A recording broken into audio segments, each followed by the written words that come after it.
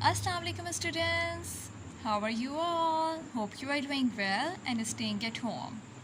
Students, today our topic is subtracting money. How to subtract money? Students, we are doing word problem of money. As I have told you that in previous days paisa were used, and let me show you again the reports. Yeah, and I have the same 10 paisa coin. These coins, you have seen all these coins, and this is actually paisa coin, 10 paisa coin, right? Now, and I have told you also that now paisa is not used, but in calculation we can use it, right? So our question is that how much change would you receive if you gave the cashier rupees 50 for each item below?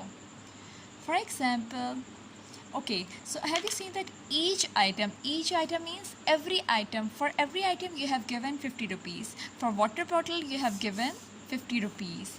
And for teddy bear you have given 50 rupees. So circle the numbers. Okay, and box the keyword. So one of our keyword is that how much change. Change means that how much money will return to you. That's mean that you have to do the subtraction, right? And how much change you received. So you will get the answer after subtracting it. For example, I will tell you that if the water bottle is of 27 rupees and 60 paisa, and I have given the shopkeeper rupees 50, so how much money will I get back? How will I calculate it? I will write 50 on the upper place, as you know that the greater number will be placed on the upper side while doing subtraction, and the smaller number will be placed on the lower side while doing subtraction. So 50 rupees, 27 rupees and 60 paisa will be subtracted from 50 rupees. So we will subtract it simply. So you know, from 0 minus 0 will be 0, and 0 minus 6, oh, we cannot subtract 6 from 0. So what will we do? Yes, we will borrow. We will borrow from neighbor. Please, can you give me one? No, I don't have one. So let me ask my neighbor. So this 0 goes to his neighbor and asks, can you give me one, please? Oh yeah, I can give you one. So it will be 4 and it will become 10. So then when it becomes 10, it gives 1 to the 0, right? So this number will become 10 and this number will become 9. So 10 minus 6 will be 1, 2, 3, 4, 5, 6, 7, 8, 9, 10. 4. We will get the answer 4. Now 9 minus 7 will be, what will be the answer?